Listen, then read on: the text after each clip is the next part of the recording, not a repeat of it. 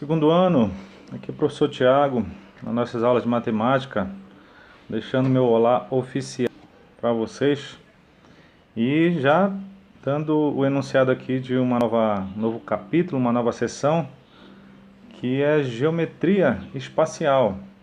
Não é que a gente vai agora ir para o mundo da Lua, não. É a ideia de espaço, né, de região tridimensional.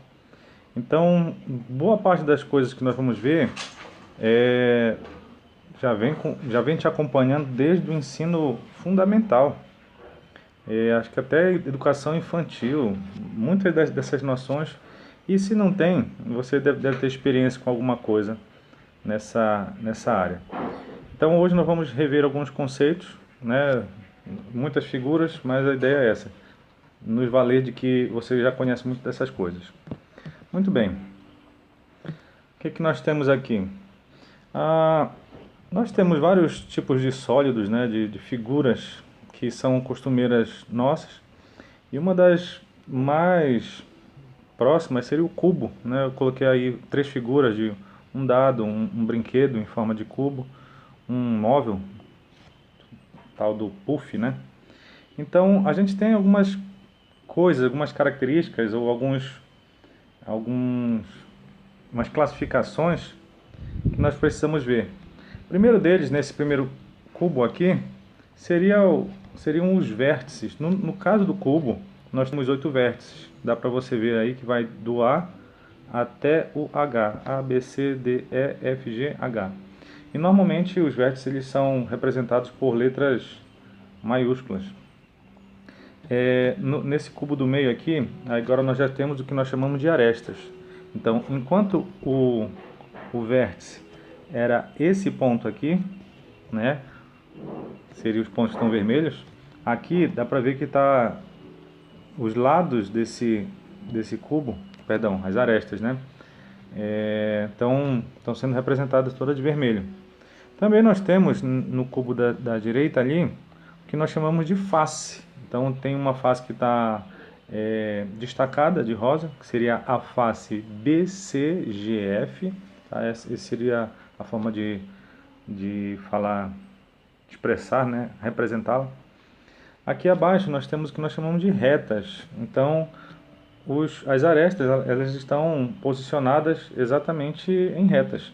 E a gente representa com essas setinhas, tanto para um lado quanto para o outro, para fazer a menção de que elas continuam até o infinito. E normalmente a gente representa as retas por uma letra minúscula. Aí no caso a gente não chegou a representar nenhuma, mas eu poderia representar essa reta aqui por um R minúsculo, certo? Sempre assim. E por fim nós temos os planos. Se nós pegarmos uma das faces e estendermos, nós temos justamente o que chamamos de plano. Então essa face ABCD, dessa última figura aí, está formando, né, ela expandida, nos dá a imaginação do plano onde ela está. Muito bem. Então, bora fazer aqui, determinar os planos. Então, nós temos alguns postulados, tá? O primeiro deles que diz o seguinte: por meio de 3 pontos não colineares, né, porque senão eles vão formar uma reta, eu formo um plano, eu determino um plano. Se eu tenho 3 pontos, reconheço os 3, eles são colineares, os 3 vão me determinar o plano, como você está vendo aqui nessa primeira figura. Muito bem. Qualquer. Então, se eu tenho 2 pontos aqui e um bem aqui na frente, eu formo um plano. Se eu suspender esse ponto aqui, ele forma outro plano. Você vai fazer suas experiências aí, mas é o suficiente. 3 pontos não colineares, tá? Formam um plano. Segundo postulado, diz que se eu tiver uma reta e um ponto fora dela, eu já formo um plano. Lógico, porque a reta eu vou encontrar no mínimo 2 pontos, ou seja, 2 pontos somado com aquele ponto de fora, eu tenho novamente um outro plano determinado. Também pode ser por meio de 2 retas que nós chamamos de concorrentes, a gente vai enfatizar mais lá na frente, mas tenho 2 retas que estão se encontrando, então as 2 retas elas determinam um plano também. Última proposta, se tiver 2 retas paralelas e distintas. Então, além das concorrentes, eu tenho as paralelas, né? Além das concorrentes, eu tenho as paralelas. E do mesmo jeito eu encontro facilmente três pontos, né, nessas duas retas. Então, tendo qualquer uma dessas condições, eu consigo determinar o plano. E aqui vamos finalizar essa revisão mesmo, de coisas que você já viu e de repente já intuitivamente já conhece. Posições relativas. Então, se nós temos dois planos, essa seria a primeira análise que nós vamos fazer. Qual seria a posição relativa entre dois planos? Então, nós temos aqui o que nós chamamos de planos secantes. Agora eu vou escrever. Secantes é quando elas estão se interseccionando, certo? Ou uma cruzando a outra. Então, olha aqui, ó. Então, se o plano alfa e o beta, que normalmente a gente representa os planos por letras gregas, a interseção deles, dos dois planos, vai ser uma reta sempre, tá? Sempre vai ser uma reta, que no caso aí vai ser a reta I. Tá vendo que tem as setinhas representadas e uma letra minúscula? A interseção entre dois planos é uma reta.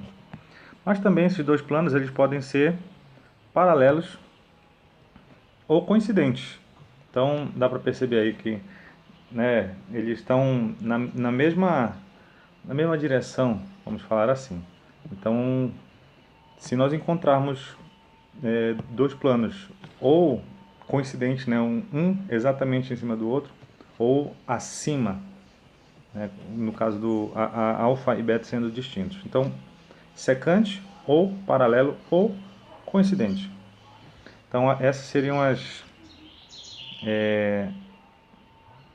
as classificações, as posições relativas entre dois planos. Muito bem, e se eu quiser saber entre uma reta e o plano? A reta está contida ou inclusa no plano alfa. Muito bem. Se agora ela estiver atravessando esse plano, a gente chama de secante, muito semelhante à interseção entre a posição relativa entre planos. Ou também ela pode ser paralela. Então toda a distância entre qualquer ponto e o plano sempre vai ser a mesma nessa característica aqui. Qualquer ponto que eu pegar e tirar a distância para o plano sempre vai ser a mesma. E por fim nós encerramos a posição relativa entre duas retas. Então nós temos ela aqui, que seriam a coincidentes, uma em cima da outra, né? Ou elas podem ser, como nós estamos aqui vendo, concorrentes, certo? Elas estão disputando aquele ponto P ali. Normalmente é isso que acontece. Com retas concorrentes, elas se encontram em um único ponto. Tá vendo lá? A interseção entre R e S é o ponto P. Nós temos aqui paralelas, parecido com o do plano, né? E plano e reta. E por fim, nós temos essa daqui que seria a mais diferente para nós, seria a reversa.